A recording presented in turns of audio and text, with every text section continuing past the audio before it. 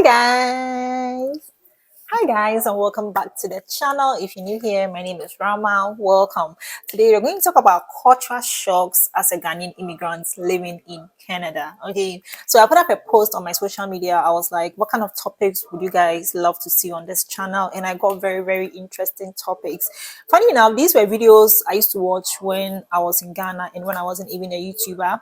But I don't know why it never crossed my mind to make these videos. So I was very happy that I put that post out there, and I was very happy that you gave me some very interesting topics. And today we're going to pick one of them, and it's the cultural shock. Okay, so I'm going to be doing my makeup because I don't want you to get bored as we are talking about the cultural shocks. Okay, my makeup routine is not anything fancy, but I want to show you what I do. And I'm using my back camera, and I'm going to be using the mirror in my office. So excuse me if I'm not, I hope it's not weird if I'm not looking into the camera and I'm looking in the mirror. Okay, so without much talking, let's get right into the video. Guys, so the very first one that shook, not the very first one, but then the one that really shocked me to the core, but from the crown back, is the fact that like Christmas is not about Jesus.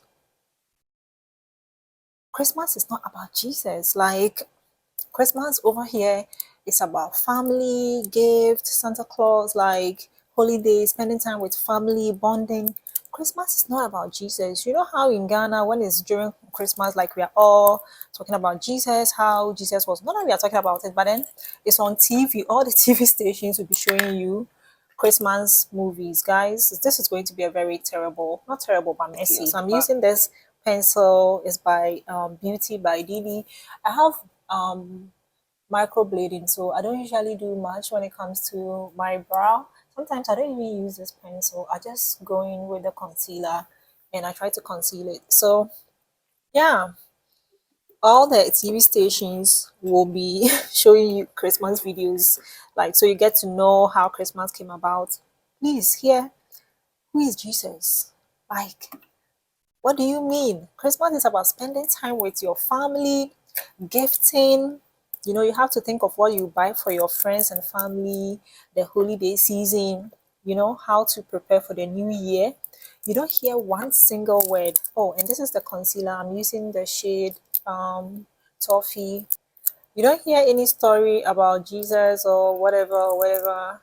Like, so who sold the idea of Christmas to us in Africa? That is something that I've been trying to understand, because anyway, that's not what this video is about, but the cultural shock. Yeah, and life here is very individualistic. Okay, like everyone for themselves, God for us all. You mind your business and everyone else is minding their business, so you also have to mind your business. Like, you don't know your neighbors don't know you. I've been living in this apartment for almost a year now. Look, I do not know my neighbors, and my neighbors don't know me too. I don't even see them. That's the thing. When you meet someone, sometimes they give you a smile, like a very short smile. Like, for me, I like to smile, like smile for you to see that like I am really smiling. But like it's really very short and brief, and people go about their business. And what scares me is that if you live here alone and you are not well or you need help, unless you call 911, because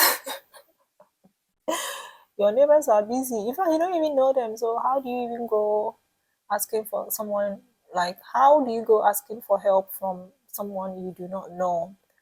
So that's the thing. Life here is very individualistic. Back home, when you have neighbors, you go to say hi to them, and like if your neighbor does not see you for a number of days, like a couple of days, they will come and ask, "Oh, Rama, how are you? Are you fine? We haven't seen you in a while."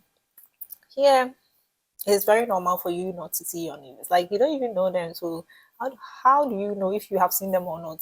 Because you do not know them, right? So I kind of missed that. I missed the, shall I say, sense of community back home. because like you cannot be sad even when you're sad in your room. You just step out, no, your neighbor will start talking to you. Hey, Ghana match, here because I say like you just start talking about random things you both can relate to, and it's just good to see like you just vibe with each other. And yeah, everybody's minding their business, so you also have to go mind your business. Like, another cultural shock to me is like the food in Ghana. When they say something is spicy, that means like it's really really spicy and what shit, you know. But here, when they say something is spicy, it's not like it's spicy, and it's like something is missing, like some magic, something is missing, and usually it's the sauce, like shito. So please, when you're coming to Canada, bring shito or know how to make your own shito or something, because sometimes you buy the food and the shito is like something that will make you hate. And another thing too is that it's a luxury to be eating African food. African food that you don't book it back home. When you come here, African food is really, really expensive. And me, I am a girl who loves to swallow. So the rice and the fries and the wine, it doesn't do it for me. Like I want to be eating some banku and some fufu. You know what I mean? I do not like to be eating rice 24/7. It's not my style. I like soupy food and and that is not very common here. And another cultural shock that the daylight saving. I came to Canada in March, right? So I realized that the sun is still out at 9 p.m. Like I've been to the US before, so it's not really new to me. But then it looks like here, even I think it went as far back as 10 p.m., like almost 10 p.m., the sun was still out. Like it was now setting. So I'm like, what is this? And then another thing too, that now that we are in winter, the sun sets like by 4 p.m. Like when I came, we used to pray Maghrib at like 9, almost 10. But right now we pray Maghrib at 4 something. So that's really like a shock because in Ghana, by 5, 6, whether winter, summer, whatever the weather is, the sun sets at the same time. We don't have different timing or seasons where the sun sets. Like the sun sets when it sets, and it's always at 6 p.m. So not 6 p.m. per se, but then towards 6 p.m. you can see that the sun is setting. Yeah, so the shocking part of it all is that now that we are in winter, by 4:30, you see that it's everywhere is dark. So I think currently we have longer nights and shorter days. Because if by 4 is dark there, then you see that the day has ended. Okay. So another thing that I found shocking is the pronouns. Whether physically you are a he or a she, you have to learn people's pronouns so that you don't mess it up. Back home in Ghana, like you don't need that. You can address people by he or she without them having to tell you because you can see. Yeah, you don't have to make that mistake. You have to address people by their pronouns. And it's something that it's a little bit of a shock to me because it's new. And then I also realized that here you don't call people bra, say, boss. No, you call people by their names. So no matter who they are, whether they are your boss, whether they are your colleague, whether mostly they are your boss, right? But you call them by their names. The baking powder I'm going to use CoverGirl Clean Invincible. This one I think I got it at Walmart. I don't know whether it was my shade or it wasn't my shade. I just got it, like I said. I'm not a makeup guru. I just do what works for me, okay? And mostly I don't do too much. I feel makeup is supposed to enhance your beauty and not change you into a completely different person. So as you can tell, I'm not putting a lot of makeup on my face, and I didn't use foundation. Mostly if it's not any serious thing, I don't use foundation. I just put just a little bit of makeup on my face, and because I'm always hugging my husband, like I'm always hugging him. And if I have a lot of makeup on my face, I'm going to ruin his outfit. So yeah, I'm a hagger. And what was I talking about? And yeah, so you find people calling their bosses by their names, and it's pretty nice to see, because in Ghana, if you make a mistake and go and call your boss by their names, that day they'll fire you from work. That'll be your last day at work. But here, people call each other by their names, and it's really cool. People are really, really understanding in terms of, and if you call someone by their name back home in Ghana, it's a sign of disrespect. It means that you do not respect, okay, you do not respect people that are higher than you or that are older than you. But guys, another major cultural shock is it's a cashless society. Okay, back home in Ghana, whatever you're going to buy, they want cash. Sometimes even when you want to pay via Momo or via bank, they're like, Debbie, we want the cash. Guys, here everything is cashless. Everything is cashless. I remember one time I picked an Uber, and then I asked the Uber if I could pay via Momo because I didn't have cash on me. The Uber driver was like, why didn't I tell him when he came to pick me up? Or why didn't I tell him when he called me on phone that I was going to pay via Momo? I'm like, you understand? But here, everything is cashless. Everything is cashless. In fact, if you have cash on you and you're paying with cash, people look at you like, where are you coming from that you have cash on you like that? You know, I pray that we get to that point where everything is cashless, because like it's really, really convenient. Sometimes we are going to buy something, the person will be like, oh, I don't have change, I don't have change, you don't have change, so I should leave my change with you. Like especially the Uber guys, you that ride, you get to your destination, you give them cash, and maybe they have to give you a balance or 2 CD or 3 CD or 5 CD. They start acting like, oh, I don't have change, meaning so over here, everything is cashless. You enter the ride, you get your destination, you're gone. Oh, and talking about Uber, talking about ride, like it's so common for you to sit in a Tesla. You order an Uber, your Uber will get here, and it's a Tesla. Someone's dream car, your dream car, somebody's using it for Uber. You understand? So yeah, that's something that is also quite shocking here. And another thing that I found to be shocking is the fact that the neighborhood is so quiet. I mean, when I step out right now, I'll not see anyone. I will not see anyone. Like it's a very quiet neighborhood. Oh yeah, I'm using my MAC lipstick as my my blush. I don't know when I started doing this, but I think I did it a couple of times and it was awesome. So if it's not broken, don't fix it. So I use it as my blush, and yeah. Yeah, so like I was saying, when you step out right now, everywhere is super quiet and you don't even see people around like that. You'll be wondering, where did everyone go? That's because everyone is busy securing their bag. Like, I don't know. For me, I just be inside. Yeah. So that's the thing. Oh, and one thing too that I realized is that in Ghana, when you are cooking and maybe you run out of salt, you can just step out and get salt.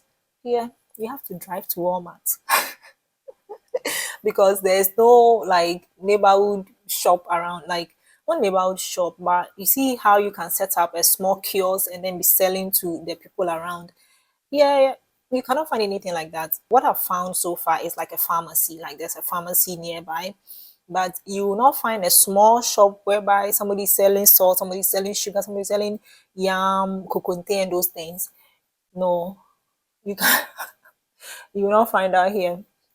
So you need to go grocery shopping with a list and make sure you buy everything you need to buy. Because if you buy everything you need to buy and you forget to buy salt, then when you get home, the food you are cooking there, you cannot eat it. You have to drive back to Walmart or wherever it is to go and get salt, because you cannot just simply run downstairs to go and get salt. Okay, you are a very long way from salt.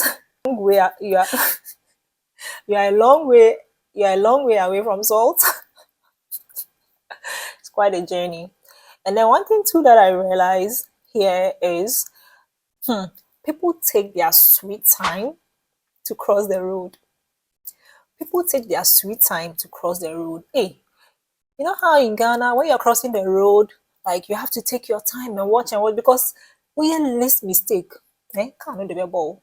When you make one little tiny mistake, they're going to hit you with a car. The driver is going to hit you, and he will ask you, "How about that manner? How about that manner?" Here, people take their sweet time to cross the road. They don't even look because they know that what you are not going to knock them. Who dare you? I was watching Nadia's video and she said she saw a video on TikTok where the guy was like, he was trying to cross the road in Ghana at a zebra crossing.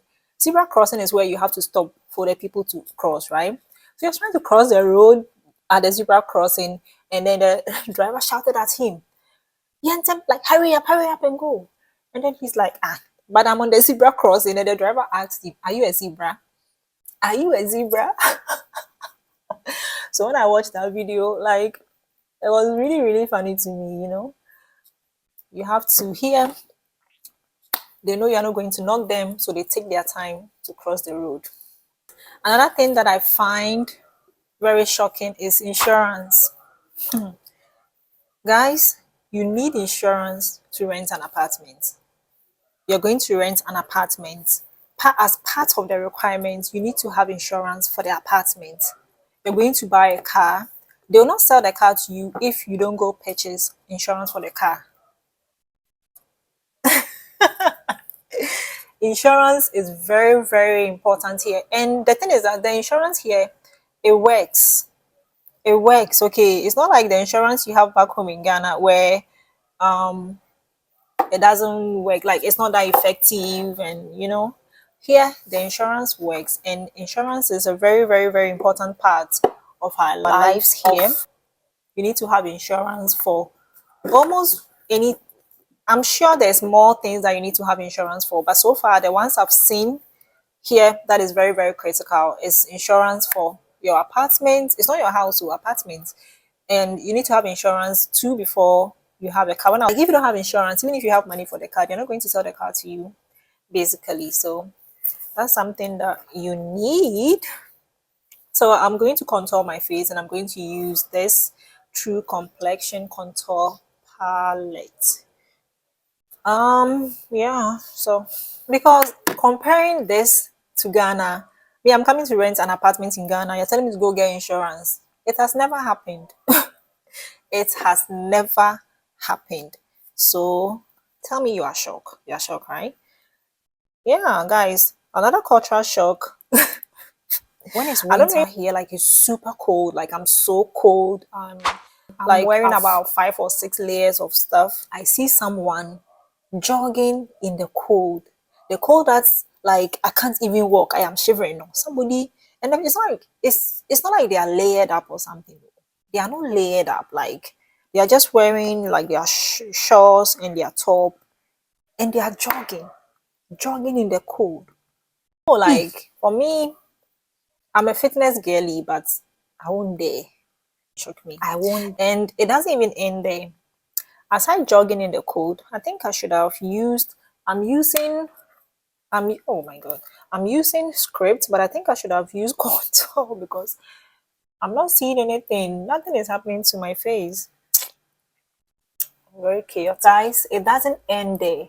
Aside jogging in the cold, you see them drinking water with ice or drinking something with ice. This cultural shock happened to me in the US. When I got to the airport, like I was super hungry and then I needed something to drink.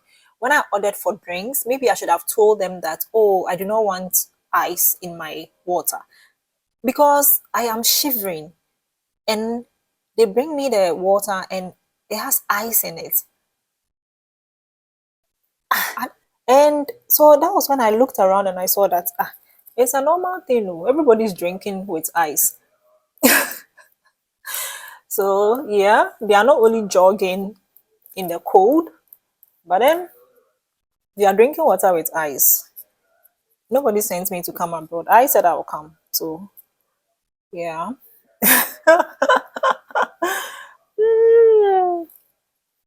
And One other thing too that you have to note is that people are not big on religion here. You know, back home in Ghana, every Friday I'm on my way. I'm going to the mosque, and I'll take that time to take pictures and stuff like that when I'm in my hijab and all that. Over here, you don't even know if it's Friday or Sunday. Especially Sundays, you see that all your friends and your neighbors have gone to church, and when they close from church, you see them coming. Like it's like a routine. Here, they are not big on religion like that. You don't see people going to church on Sundays. You don't see people going to the mosque on Fridays. In fact, I cannot find a mosque near me. I have to go. Like it's very easy for you to go astray if you are not strong, because you're in a neighborhood whereby like everybody's chill, everybody for themselves. Like nobody asks you anything.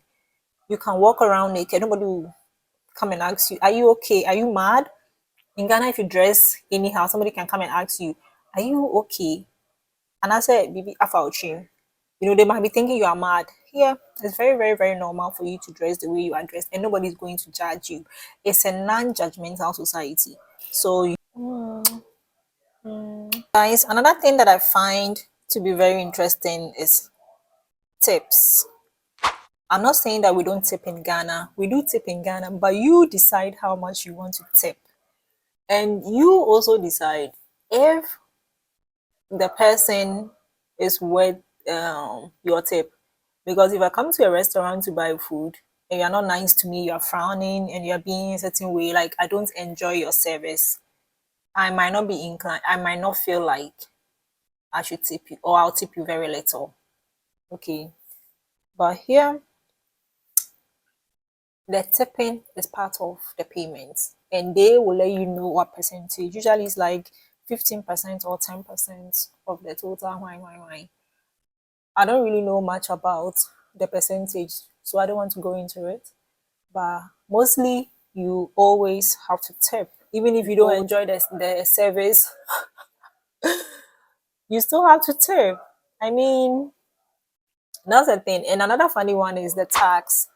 We do pay tax in Ghana, but the tax we pay in Ghana is not that serious. When you enter a store and you buy water, the water is 1 cedi. At the end of the day, you pay 1 cedi, right? But over here, the water I'm going to buy, let's say the water is $10. Why am I checking out and I'm paying $12.50 for the water that was $10? You understand? The taxing here is quite crazy. Yeah. And one other thing too that is really funny to me is that, you know, in Ghana, when something happens to somebody by you or somebody you know, you tell them sorry. Here, you cannot go and be telling people sorry anyhow. You go and say sorry. It looks like you had a hand in it. You had a hand in the thing that has happened. That's why you're saying sorry. You know, so maybe passing by somebody and they fall down or something happens to them.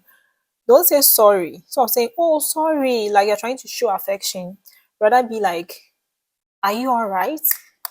Are you okay? That makes more sense to them than to say, oh, sorry. If you say, oh, sorry, you have a hand in it too. So you have to be very careful about that. And another thing too that you don't see often in Ghana, but you see often here is like PDA, public display of affection. Like,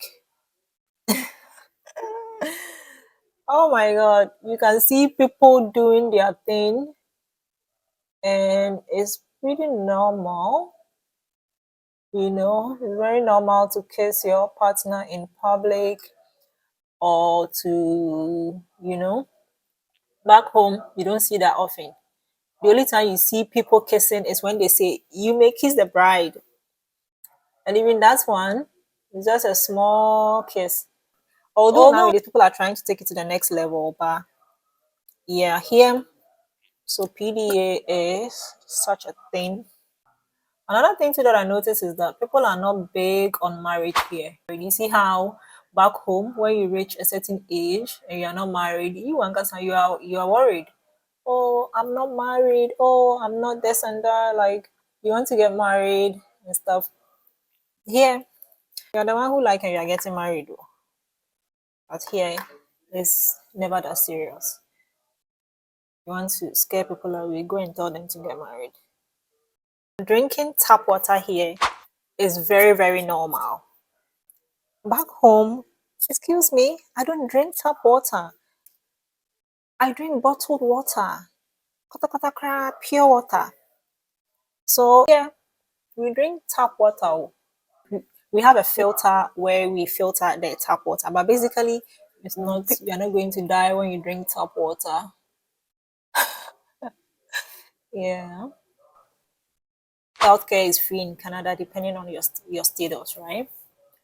And in Ghana, at some points, we're like, oh, national health insurance is free, but you still go to the hospital, they tell you to pay something. Over here, it's absolutely free. Like, absolutely free. How convenient life is here. Like, everything is so convenient. I remember back home when I order something online, because I didn't even like online shopping, but I love to order food online. Okay. So I order food online, and it's always a hassle, like giving the dispatch riders the direction to my house. Yeah, fine. Mijina police station, no. Look, you give the directions, you'll be tired. And like it was always so difficult. Like you have to give them the direction, and sometimes look, before they get to you, it's fights, because you end up fighting with them. But here it's so convenient. Like, you order food, before you know it, the food is at your doorstep. Nobody will even call you or anything, but you just see it on the map that, look, your food has been delivered. Nobody calls you to give them directions. Like, everything here is so convenient, and that is the kind of soft life I want to live. I want to spend my whole day giving a dispatch rider direction to my house. So it's something that I really, really, really, really love about living here, the convenience. And people are generally very, very nice, and they mind their business. They mind their business. And if you live in a society whereby you are tired of people being in your business 24/7, come abroad, okay? They will leave your business for you. Yes. Two, another thing too that I find very interesting is the fact that, in Ghana, when you're going to rent an apartment, the landlord will tell you that he wants 5 years advance, 2 years advance, 3 years advance. So you have to go and remove everything you have. You have to go and cash out everything you have in your bank account to come and pay for the rent. The least they will take is 1 year advance. But here, it's not like that. You pay your rent monthly. Monthly. Your landlord cannot come and tell you that I want you to pay 2 years advance, 5 years advance, 10 years advance. No, pay your rent monthly here. And I think that's really, really cool, because the landlords in Ghana, Charlie, they're really disturbing. I remember when I was going to rent my shop, the man was like, they're only accepting 5 years advance payments. So imagine, if you don't have 5 years advance payment with you, you are not going to get the store. Okay. Shock. I don't know if you can tell, but I really love blush. I'm using this. This one is from Elf. I really, really love blush. Blush is like my favorite makeup. As soon as I do makeup, then my nose starts running. I don't know if it's normal, but yeah, I think I react to the makeup product on my face. So guys, that brings me to the end of the video. I'm not going anywhere, but I think I have to find somewhere to go, because I'm not about to just go and clean my makeup. Oh. So if you are living abroad, let me know what cultural shocks you've experienced so far, and which of these is really like, did you think is really shocking?